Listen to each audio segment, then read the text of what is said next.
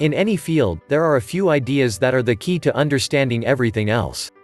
Biology makes little sense without evolution. Physics without symmetries and conservation laws is baffling. All mathematics can be built out of sets. Self-improvement isn't usually regarded as an intellectual field. It's mostly an assortment of various gurus and pundits' suggestions on how you ought to be more successful, happier or wise. Thus it might seem like self-improvement doesn't really have core ideas at all, just opinions. However, I think there are some common themes to the art of living better. These ideas are pervasive, coming up again and again. Even in the writing of people who take a stand against them, their prevalence still requires that they are acknowledged. The 7 Pillars of Self-Improvement. 1. Habits. Nearly all forms of self-improvement first require that you change your behavior. Unless the improvement you're after is purely mental, you're going to have to actually do something first. Habits, then, form a central idea in behavior change. Being able to make certain behaviors automatic, or at least, more automatic, is going to help tremendously with any change you might want to make. To get fit you need to have a habit of eating well and exercising. To get rich you need a habit of saving and investing. To have loving relationships you need good habits of communication. Not only are habits central to self-improvement, but they're also one of the best studied aspects of psychology. We have countless studies showing how the impact of association, rewards, punishments and contextual cues will have impacts on behavior. If you're looking to dive deeper into habits, I recommend my best articles on habit changing: Atomic Habits by James Clear, The Power of Habits by Charles Duhigg, Switch, How to Change Things When Change is Hard by Dan and Chip Heath. 2. Goal setting. How can you reach a destination if you don't first know what it is? Goal setting not only involves deciding what you want but also planning how you should get there. It's a common theme, even if many people disagree about which aspects are most important. Goal setting has also been studied by psychological research and generally found to be helpful. However, it also seems clear that just having the idea of what you want to achieve usually isn't enough, although it may be a necessary start. Thus, goal setting on its own needs to be paired with plans, systems or habits if it is going to be successful. A good heuristic for goal setting is that they should be smart, specific, measurable, attainable, relevant and time-bound. Implementation intentions formulated as if. Then, plans tend to work better than just focusing on an outcome on its own. Planning fallacies also need to be watched for, as many goal-setting efforts can be overly optimistic. Some view the disadvantages of explicit goal setting to outweigh the benefits. These people either argue for being entirely process-oriented and ignoring outcomes, or simply negate the value of achievement itself in favor of different values. If you're looking to dive deeper into goal setting, I recommend my best articles on goal setting: Goals, by Brian Tracy, The One Thing by Gary Keller, my course Make It Happen. 3. Systems. Systems are tools that structure your behavior and decision with formal rules. A productivity system is one type of system, in this case aimed at helping you get work done by organizing the things that need doing and telling you when to do them.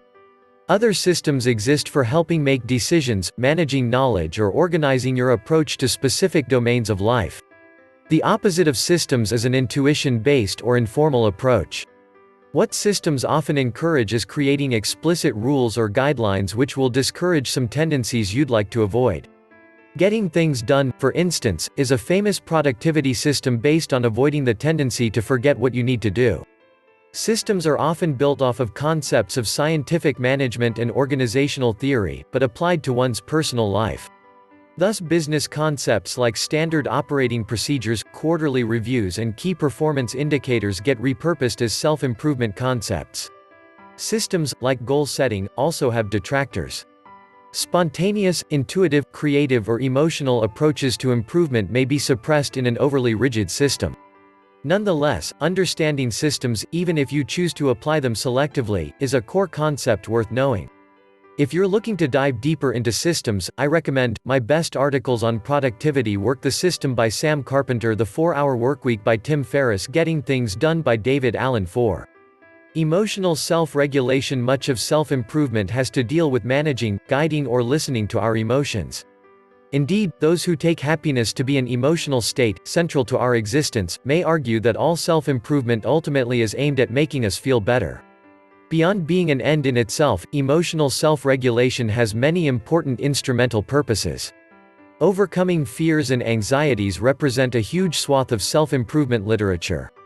Motivation and willpower overlap here as well, even if they may be better seen as concepts distinct from emotions or subjective feelings.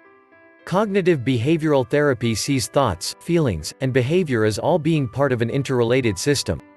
The way you think about things affects how you feel, which affects what you do. How you feel, in turn, affects your thoughts and actions. Actions too, with their consequences, can impact later feelings. Exposure therapy is a clear example of this direction. Others argue in favor of listening to emotions more than trying to manage them. In this view, emotions are important signals to tell you about the significance of events, often surpassing your ability to analyze situations rationally. The job, school or relationship you feel bad about might not be good, even if you can't say why. If you're looking to dive deeper into emotional self-regulation, I recommend My Best Articles on Emotions: The Emotion Code by Dr. Bradley Nelson and Tony Robbins, Cognitive Behavioral Therapy: Obstacle is the Way by Ryan Holiday. 5. Learning is a tricky concept here because there are actually two different senses of the word. The first is a synonym for studying. This is something that matters to students, certainly, but it may not be something that feels central to your life if you're no longer in school. On the other hand, learning is also a basic psychological process. Every time we change from experience, get better at anything or remember something, we're learning. In this second sense, learning is a core concept of self-improvement. Like habits, learning has been studied in incredible detail, making it a rich source of research-driven insights into self-improvement. Some might argue that learning is the core of psychology itself.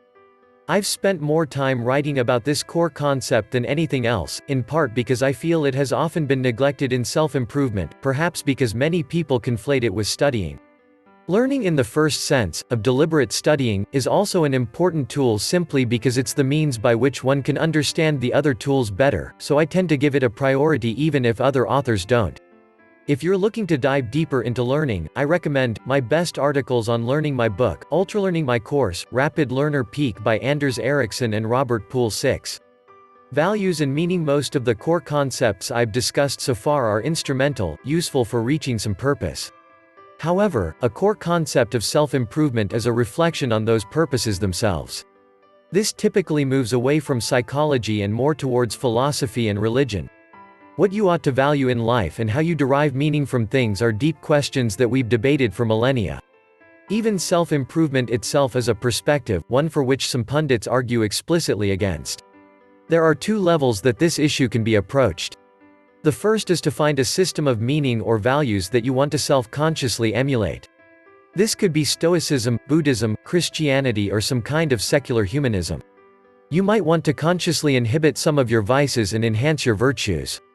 You might decide that happiness is the meaning of life or that the purpose of our lives transcends how we feel in the moment. The second level of this system is to investigate meaning itself. This is a more esoteric job of philosophers, and perhaps too abstract for many people who simply want an answer for how life is to be. But given the plurality of systems which often contradict, understanding meaning and values themselves can often help structure your decision of which to strengthen. The variety of value systems expressed in the former is too broad to give recommendations, but for those looking to think more deeply about the issue of meaning itself, I recommend Meaningness by David Chapman, Man's Search for Meaning by Viktor Frankl, Flow by Mihaly Csikszentmihalyi, My Articles on Life Purpose and Meaning. 7. Thoughts and beliefs. Thoughts refer to the things you say to yourself in your head. Much mental content isn't verbal, but our ongoing self-narrative is an important part of both our quality of life and as an instrument to achieving things. What beliefs are precisely, and whether they actually exist, is less precise. Some would classify a belief as a propositional statement in your head, like a little bit of logic with true or false attached. Others would see beliefs as statements of probability, 90% true or 54% false. Still, others might argue that beliefs don't really exist in our head at all, but are only inferable by our behavior. In this sense, we act as if we had beliefs, but don't really have anything corresponding to probabilities or propositions inside our minds.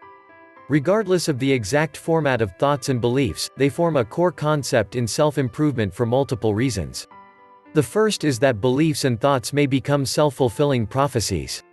Many argue that since your thoughts and beliefs have a causal impact on your behavior, and thus your results, you may get into cycles of self-limiting beliefs that become true only because you believe in them. Thoughts can also create emotional feelings as well, and thus we may want to control our thoughts even if we don't care so much about changing our external outcomes. The constant worrier may have a nagging voice in her head that says her success never counts. The importance of thoughts and beliefs ranges depending on whom you ask. For some, beliefs have mystical powers that transcend a physically justifiable version of reality. To believe something is, in a certain sense, to literally make it true. Others reject the supernatural but argue that beliefs still highly constrain our attention, making self-fulfilling prophecies frequent. On the opposite extreme are those that argue for a mostly passive role of beliefs, recording the world but not changing outcomes much. To those people, having true beliefs matters more than believing things to make them true. Regardless of where you sit in this spectrum, the content of our thoughts and beliefs is central to self-improvement. If you want to go deeper into this topic, I recommend The Daily Stoic by Ryan Holiday, The Happiness Hypothesis by Jonathan Haidt, Awaken the Giant Within by Tony Robbins. For the more rationalist approach, I suggest Less Wrong.